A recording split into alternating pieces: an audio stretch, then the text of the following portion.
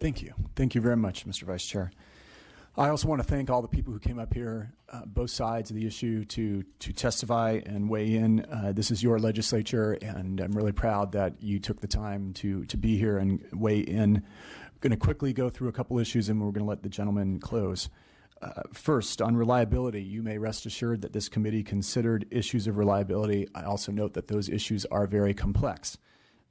Copper calls are routed, things that you might think are copper calls are routed over fiber, and cell phone calls are routed over copper. It's very, very complex, and we considered all those complexities, and we feel that this bill has addressed those. Second, I think the gentleman who was at the desk and talked about tearing up infrastructure, you made some very, very good points. I'm from Los Angeles. I know the lesson learned with the red cars. It's a very, very good point. I can also assure you that this committee considered that. We have a very, very good perspective on history in this committee, and you can rest assured that nobody will tear up any copper line infrastructure. Just the cost of it to tear up every street in the United States and take out the copper is not going to happen. At least I don't think it will happen, and this committee will not let it happen. Also, nothing in this legislation would prevent a Frontier Verizon type deal from occurring. If the company which owns this infrastructure chooses to do that, they can divest their copper and they can sell it to somebody else, and they would operate that copper if they so wished. But this bill does contain protections that copper in the last mile service does stay there for anybody who wants to access it, and that's very important. Any small business, any company who wants to access that last mile of copper, that is protected in the bill. Third, to address some of Mr. Quirk's questions, which I think were very good, it's hard to quantify how the word spreads of these changes. An analogy might be in the world of the transition from analog to digital television. I've always heard those polls where, you're shocked that 5% of the country can't name our president, but 100% of our country knows that TV transitioned to digital. Somehow the word got out. People spread door to door. It was everywhere that you've got to transition your antenna or you won't get television. Word got out, and I think we'll have a similar campaign here to make sure that this word gets out here. Lastly, I want to thank the people who came and spoke about electromagnetic issues. This committee appreciates contrarian viewpoints, and we realize some of your positions might be contrarian. We also have a historical perspective that 60 years ago people were saying the same thing about cigarettes, and they were proven right.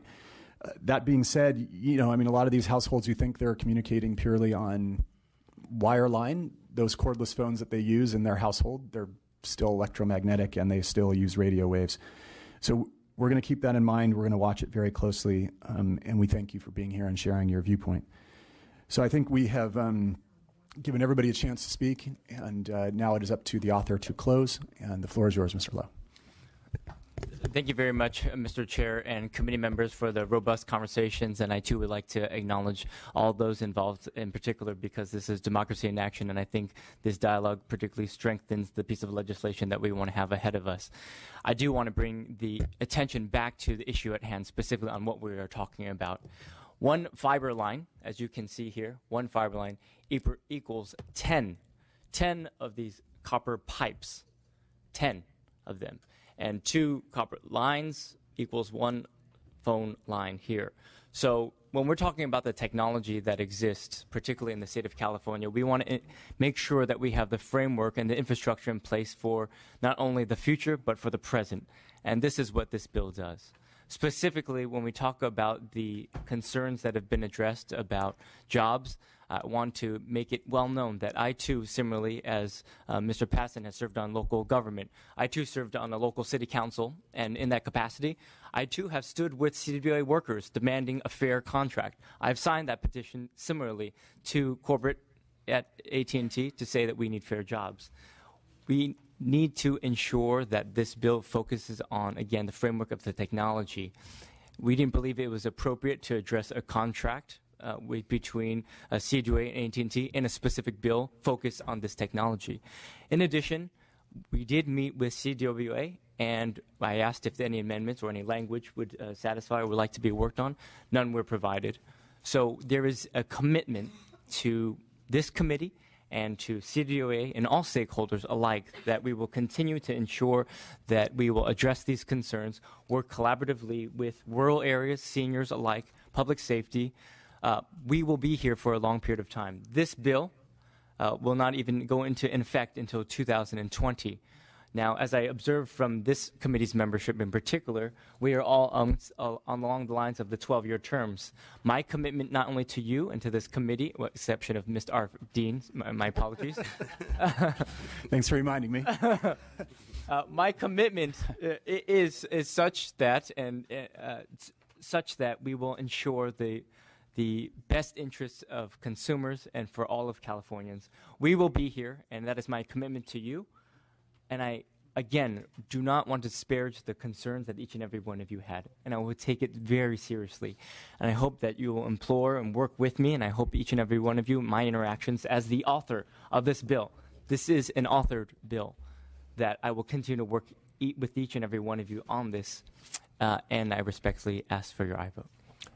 Thank you very much. The motion by Mr. Obernolte is due pass as amended to appropriations, seconded by Mr. Quirk. Madam Secretary, please call the roll. The motion is due pass with the amendments shown in the committee analysis and refer to the Appropriations Committee. Gatto? Aye. Gatto, aye. Patterson? Aye. Patterson, aye. Burke? Aye. Burke, aye. Chavez? Aye. Chavez, aye. Daly? No. Daly, no. Eggman? Eggman, aye. Christina Garcia? Aye. Christina Garcia, aye. Eduardo Garcia? Hadley? Aye. Hadley, aye. Roger Hernandez? No. Roger Hernandez, no. Obernolte? Aye. Obernolte, aye. Quirk? Aye. Quirk, aye. Santiago? Ting? Ting, aye. Stone? All right, that bill has passed. We will hold the roll open for add-ons and other such things. All right, members, let's do an easy one. Do I have a motion on the consent calendar? All right. Madam Secretary, please call the roll on the consent calendar. This is AB 2570 and 2903. AB 2570 is the motion is due pass and re-refer to the Appropriations Committee. AB 2903, the motion is due pass and re-refer to the Appropriations Committee.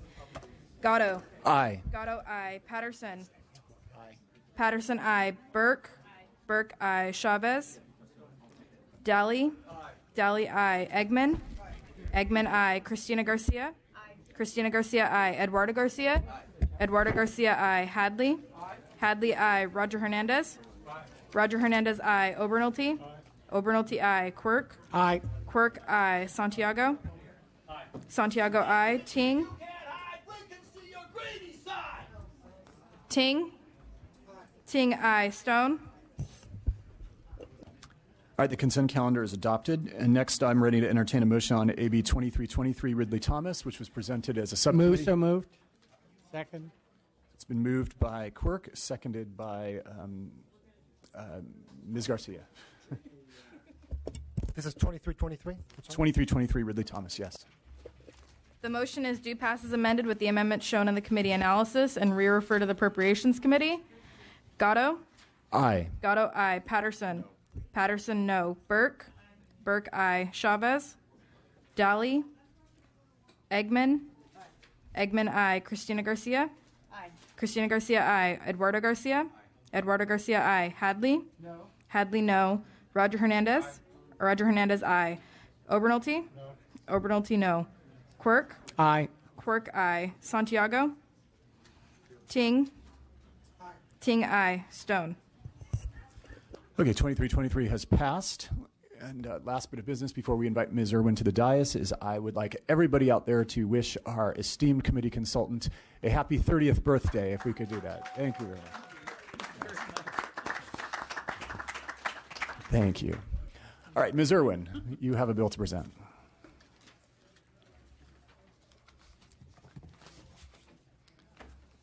This is Assembly Bill 2460, which has to do with thermal systems. The floor is yours. Thank you very much, Mr. Chair and members. First, I would like to accept the two suggested amendments proposed in the committee analysis. AB 2460 will extend the state's solar thermal program until 2027, set aside 50% of the funds for projects in disadvantaged communities, and increase the cap on the program. The state's solar thermal incentive program was approved in 2007 but did not become available till 2010. Soon after, natural gas prices plummeted and the rebate was designed to stimulate solar water heating was too low. It was not until January 2015 that the PUC approved a properly designed rebate program, and that has finally resulted in steady growth as the program intended. Now the program is beginning to see some success, but it is scheduled to sunset in 2017. Recent accidents are in the headlines, and they are reminders that we must continue our work to reduce our reliance on natural gas. AB 2460 will do just that. In addition to extending the program, I've included some changes that I believe will improve it going forward. Under AB 2460, the PUC is required to evaluate the program every 2 years and make modifications as needed. Next, 50% of the funds are reserved for disadvantaged communities, which has been the most successful aspect of the current program. And the amendments I accepted today will set aside a portion of the funds for industrial projects. Finally, funds are only collected if there's a demand for the program. With me today, I have Brad Hevner from Calcia and Eddie On from Brightline Legal Defense to testify on behalf of the bill. Bill. Great. And just before we go to Second. witnesses, just to be clear, this is a separate bill from 2339. There were some questions. This is a new bill you're presenting this week on a related but dissimilar issue. Witnesses in support. Thank you, Mr. Chairman, members of the committee. My name is Brad Hevner. I'm the policy director with Calcia. Solar heating is a great technology that we have underinvested in. The CPUC tried to stretch $250 million over 10 years with a CSI thermal program. And spreading the money so thin resulted in a program that really did not function properly. Recently, we finally got the Commission to increase incentive levels to a level that works in the context of low natural gas prices. And at this point, companies are excited about the value that they're able to offer to customers, but they are unable to invest long-term in growing their businesses because the program is scheduled to sunset at the end of next year. So there are companies that want to buy new manufacturing equipment and otherwise expand their businesses, but they can't do that when the policy is stop-start and unreliable. This bill would create a true 10-year program at a scale that is commensurate with the problem. About 5.4 billion cubic feet of natural gas leaked at Aliso Canyon. If we spend the full amount authorized by this bill, we will likely reduce natural gas consumption by at least 6.2 billion cubic feet. So again, the solution is at the scale of the problem. The multifamily housing sector is the greatest opportunity for solar water heating right now, and it experienced a 50% annual growth rate in 2015 in terms of the number of the size of installations in 2015 over 2014. If we maintain only half of that annual growth rate for the next 10 years, 25% annually, we will use the full amount authorized by this bill. The industry is poised for that growth. And the state needs it. This is squarely in the Aliso Canyon mitigation plan, and natural gas should really be reserved for its highest and best use in power plants, possibly transportation. We can use solar to heat our water and save natural gas for power plants. Thank you very much for those very good points. Just a friendly reminder, this bill has no opposition. It's been moved and seconded. You may continue if you'd like, but it can only get worse. Eddie On, Executive Director of Brightline Defense, and very briefly, Mr. Chair, respecting that comment, that the focus on low-income residents is key, and that solar water heating will help particularly low-income multifamily households. And given that the $25 million that's already been allocated has run out in 2015, we strongly urge your support on this particular bill. Thank you. Thank you very much. Hello, Andy Manley, Promise Energy. We are a solar thermal company specializing in low-income housing, and I'm actually coming here today from the Housing California Conference, which is thousands of folks, dozens of groups working to provide and maintain affordable housing throughout the state of California. So the projects that we work on are heavily regulated, they have very tight budgets, they have very high sustainability requirements. This bill would certainly help them meet those requirements for both building new affordable housing and maintaining affordable housing. They have covenants of 55 years or more to provide housing for seniors, low-income individuals, veterans, et cetera. And this bill would certainly help them in that mission of providing affordable housing. So. Terrific. Thank you very much. Let's go to public comment and support briefly. Yes, no? All right. Public comment and support.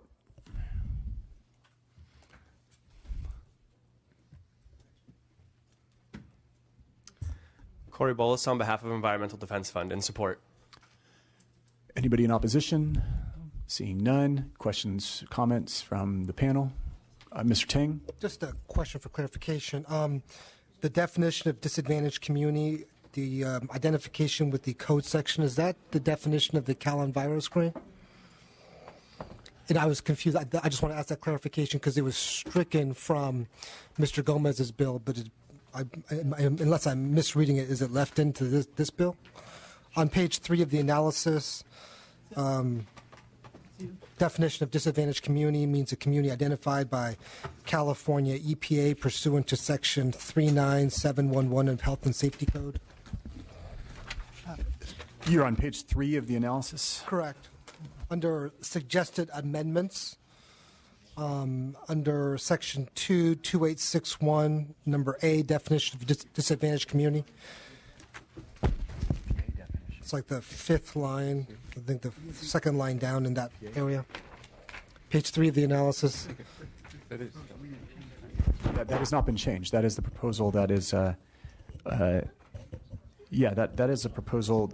The suggested amendments, I think, are those that you see that are underlined at the bottom of the page. This is the existing bill as proposed by Ms. Irwin. Okay, so that's just a question. So is that in reference to the Callan Viro screen definition of disadvantaged communities? It is.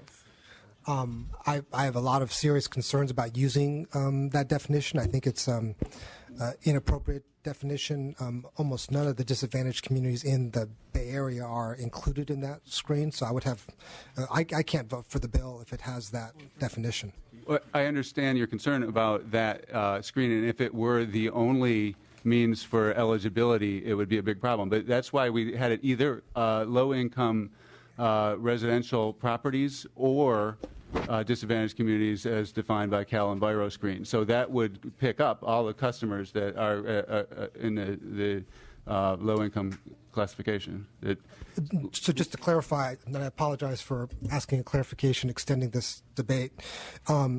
So if I don't live in low-income housing, and I live in a neighborhood that is not identified by the Cal and Viro screen, which is basically the entire Bay Area, as not part of the Cal and Viro screen, then I could not participate in this program. The CPUC will need to establish eligibility guidelines based on income in addition to the disadvantaged communities definition. So I would expect that there is not just going to be regulated affordable housing tenants. It's going to be, there'll be an income barrier. Well, expectation and legal language in a bill is two different things. I expect a lot of things in my life as well. So unless you are willing to amend the definition of disadvantaged community to be significantly more inclusive of the rest of the state, including this also, I mean, I know I'm more familiar with the Bay Area, but it also excludes huge portions of Los Angeles. So let's do this.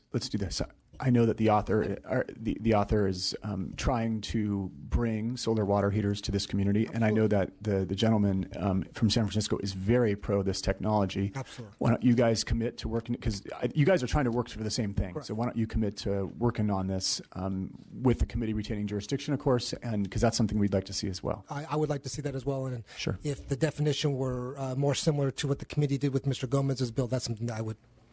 We absolutely support your intention and understand your concern and want to get their language right. Very good. I will, under the chair's suggestion, be able to vote in favor of the bill, knowing that we will continue to work on this definition. Thank you. Terrific. Thank you very much. Very much. Okay. Mr. Obernolte has a question as well. Thank you, Mr. Chair. Assemblywoman Irwin, I'm a big fan of solar in general. I appreciate what you're trying to do with the bill, but I have a serious concern about this particular bill, and I wanted to tell you about my concern and give you the opportunity to react to it. The reason why photovoltaic solar incentives are so economically efficient is because they unlock a potential market that's much larger than just the one that you're incentivizing with the tax dollars that you're spending. So what I mean by that is when we incentivize someone to buy a photovoltaic system now, we are catalyzing investment in new photovoltaic technologies, and that brings down the price per watt of that generation tomorrow. So in the future, we could look at a time when we no longer need to invest those incentives because solar is competing on an equal footing. And so the dollars that we're investing are magnified many times. With thermal solar, it's a fundamentally different situation because although you can see some economies of scale when you ramp up production of thermal solar systems, there isn't any big technology that's on the horizon that's going to make those systems cost competitive with natural gas-powered systems today. And the low price of natural gas right now is certainly not helping that. So, I mean, literally, the programs like this, we would be obligated to continue to invest year after year after year after year, one system at a time, to be able to see the greenhouse gas reduction benefits of that. And that's why I'm having a hard time supporting this bill. And I'll just make a quick comment, and then you can comment on that.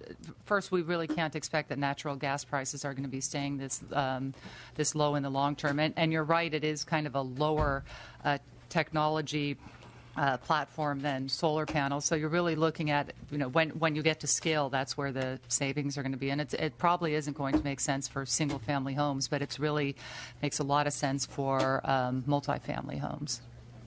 We do expect that there will be cost reductions with increased volume in the market. Right now, companies are operating inefficiently. They're doing low volume. Their staffs are not, working at maximum labor efficiency. So increasing the volume in the market is absolutely going to bring down costs and make those companies more efficient. But I mean, how much? I'm thinking we're talking about, 10%. Well, I haven't done any analysis, but I think it'd be a lot more than that. Okay. Well, I mean, just my read on the math, and I'm not an expert, but just back of the envelope math suggests that the price of natural gas would have to go up like by an order of magnitude before the kind of catalyzation that we see in photovoltaic incentives can be applied to thermal solar incentives. And that's why I just don't think that this particular program makes sense. Thank you. Any other questions or comments? Yeah, I have a comment. My name is Greg Gahagan. I'm with UMA Solar. We're a manufacturer, distributor of solar. Actually, we're seeing a lot of innovation in thermal. We have a project that I was going to discuss today, Cargill Meat Processing in Fresno, California, where we're using polymer collectors for collecting large amounts of energy at a very low cost. The system that I has an example, we have 10,039 square feet of collector area, and we're generating 34,000 therms annually per the system, and equivalent of about 228 tons of carbon dioxide reduction. So there's absolutely changes that are taking place in our industry. I appreciate the response. My skepticism is rooted in the science behind what we're doing that's different with photovoltaic solar and thermal solar. So you can see, if you look at photovoltaic solar cells, that the heat energy that is falling on the panel and the percentage efficiency of converting that heat energy into electricity, you can see that there's a lot of room for improvement. When you look at thermal energy, the systems that we've got are already pretty thermally efficient, and so there just isn't the room for improvement as they are with PV solar. And that's why I have a skepticism about the fact that these incentives will ever be economically efficient. I think that we just don't achieve the same benefits as we do with other kind of incentive programs. I think if you consider that the I'm sorry, Mr. Chair, is this colloquy? We welcome a thorough discussion, but unless there was a specific question asked. You've answered my question. Thank you very much. All right. Bill has been moved and seconded. Ms. Irwin, would you like to close? Just respectfully ask for your aye vote. Thank you. Madam Secretary, please call the roll. The motion is due pass as amended with the amendments shown in the committee analysis and re-referred to the Appropriations Committee. Gatto? Aye. Gatto, aye. Patterson? No. Patterson, no. Burke? Aye. Burke, aye. Chavez? Daly? Eggman? Aye. Eggman, aye. Cristina Garcia? Aye. Cristina Garcia, aye. Eduardo Garcia? Aye. Eduardo Garcia, aye. Hadley? Not voting. Hadley, not voting.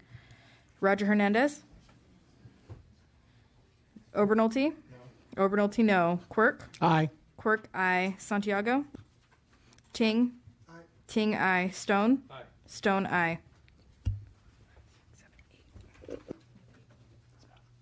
Okay, that bill is passed. We'll hold the roll open for add-ons. Okay, also on our agenda today, and witnesses are excused. Also on this agenda today is Assembly Bill 2339 by Ms. Irwin. It is vote only.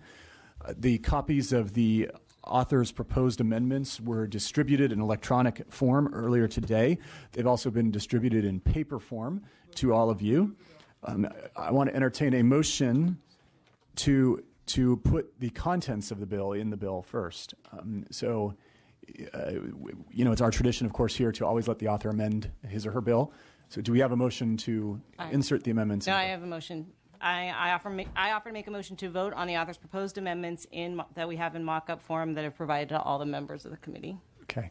So Second. Thank you. So that motion has been moved and seconded by you. I would ask for unanimous consent to put the contents of the bill in the bill as amended, as the author proposes. Okay. So we've done that by unanimous consent.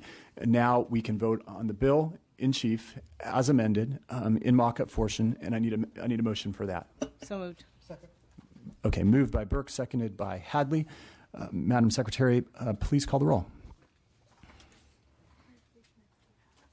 This is due pass with the amended version that we, in mock-up form, that we just inserted in the bill based on unanimous consent. Yes. Gatto. Aye. Gatto, aye. Patterson. No. Patterson, no. Burke. Aye. Burke, aye. Chavez. Daly. Eggman. Christina Garcia. Aye. Christina Garcia, aye. Eduardo Garcia. Aye. Eduardo Garcia, aye. Hadley. Aye. Hadley, aye. Roger Hernandez. Obernolte. No. Obernolte, no. Quirk. Aye. Quirk, aye. Santiago. Ting. Aye. Ting, aye. Stone. Aye. Stone, aye. Okay, that bill has passed. We will hold the roll open for add-ons and such. Thank you very much. Thank you very much, and I appreciate your patience. Sure, thank you.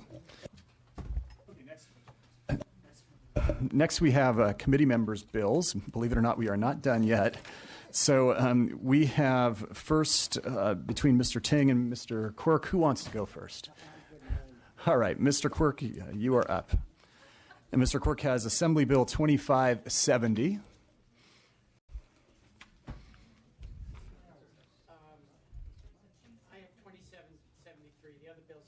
I'm sorry, you are correct. 2570 is passed as part of our consent calendar, so 2773 is up.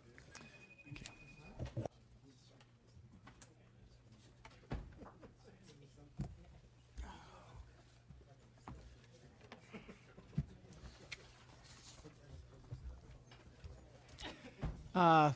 Thank you, Vice Chair and members.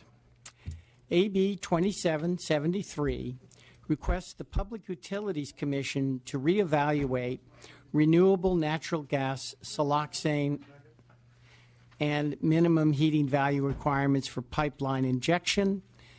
California has unusually strict siloxane and minimum heating value standards that prevents projects from being developed in California.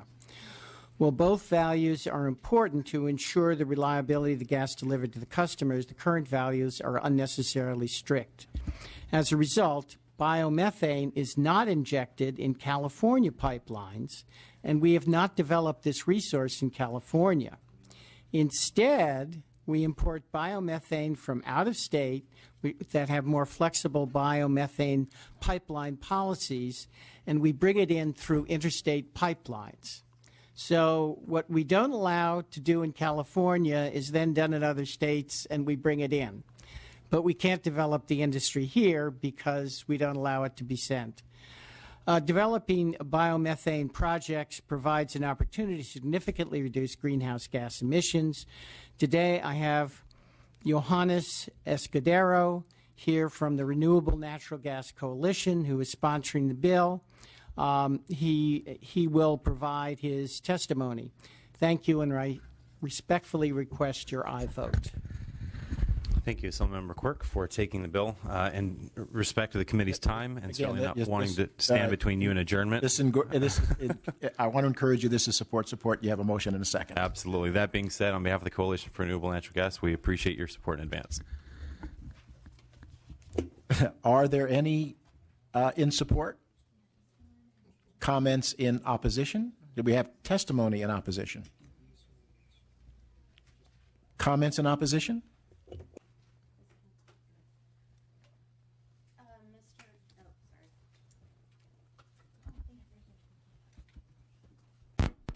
Hello, Mr. Chairman. Valerie Terrell Vlahos with PG&E, and we don't have a position. And apologies to the committee and the author for the tardiness in raising some concerns that we have about this bill. PG&E would argue that California is actually a leader in gas quality standards research. So we would like to begin a more aggressive dialogue with the author and a deeper dive and come to a mutual agreement on this bill. Thank you. Which we will.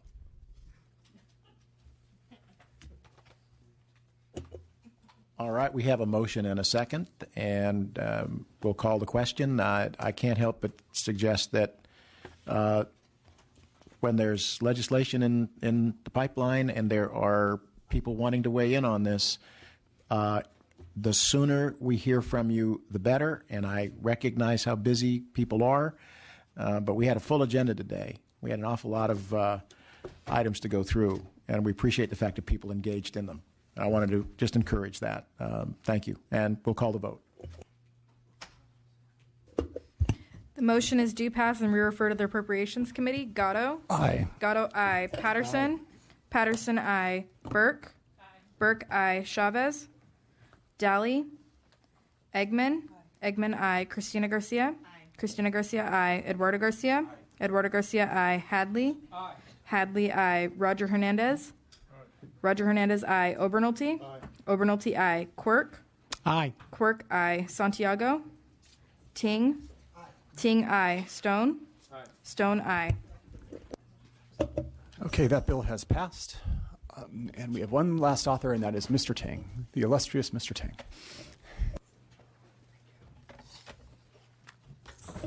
Mr. Budget Chair, the floor is yours. Thank you, Mr. Chairman. Very quickly, first, let me just accept the amendments recommended by the committee. Thank you so much for your help and analysis. AB 2141 is a simple bill that's trying to bring energy efficiency into corner stores. We've all been into corner stores. Many neighborhoods only have corner stores, but it's very rare to actually be able to get fresh fruits and vegetables in corner stores or get anything that's resembling real food in many corner stores across our state. Move the bill. So just my only quick point is we have an energy savings program which actually had $440 million left over after the year. Our goal is to try to repurpose some of that money for energy efficiency, which is what it's for, into these communities for corner stores. Thank you. Thank you very much. Let's go to your witnesses in support.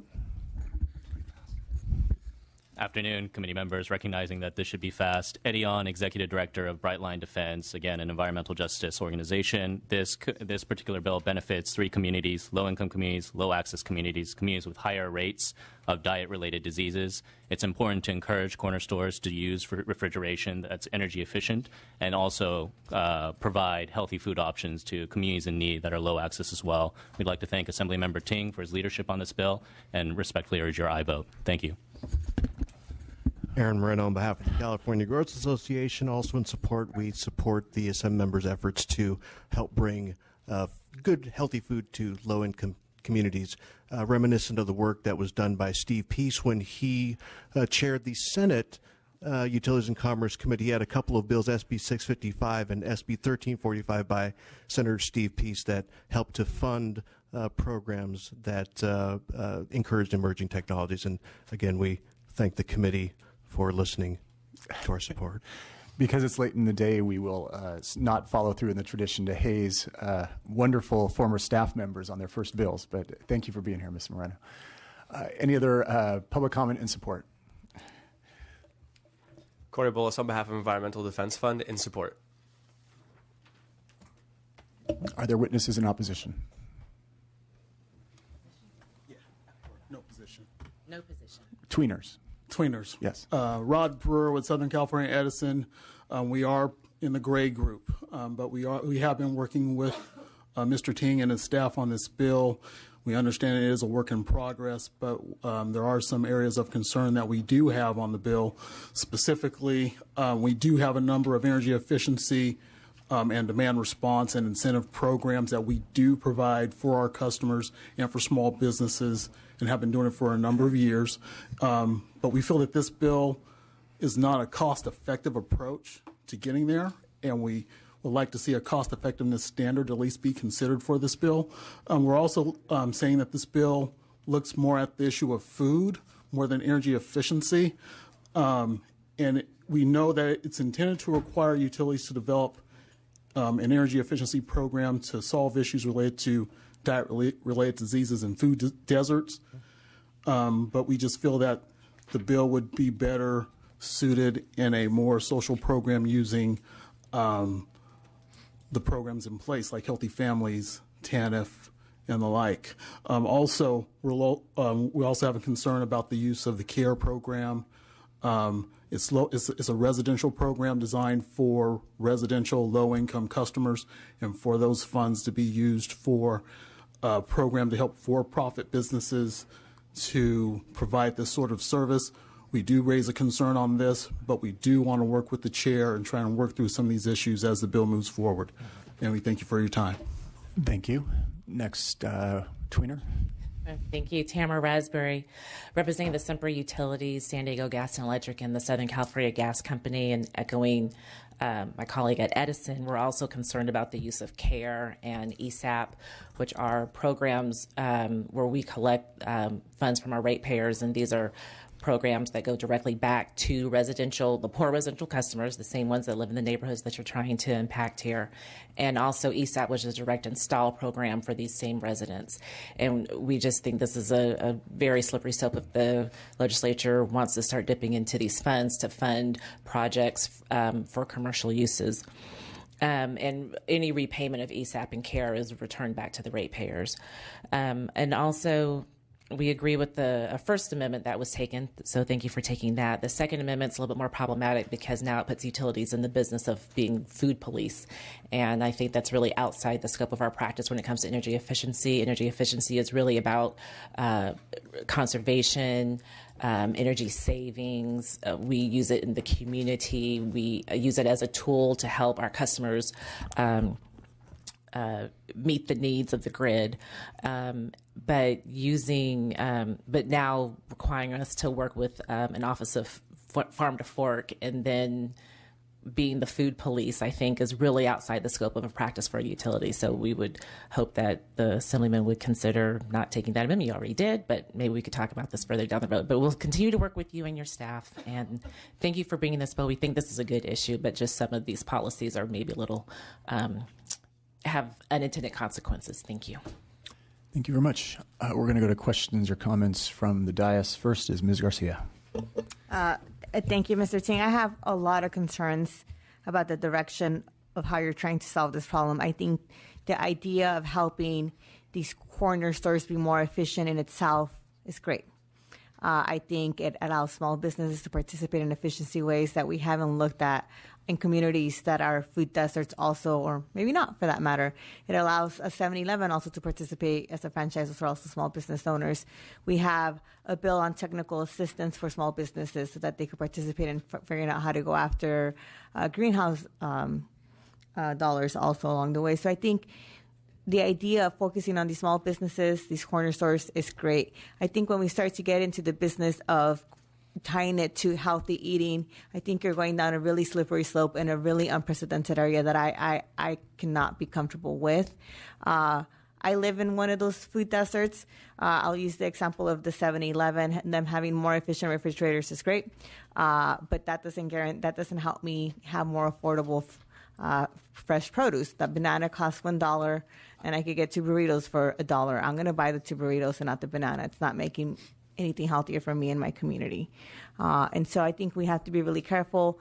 I don't think this committee or this issue needs to be convoluted with healthy food. And I hope as you move forward, you separate those issues. I think you have a great bill just on efficiency that merits all of our supports across the aisle on this. And so I will vote for this today because I think the discussion you started today is great, and I'm really appreciative of it.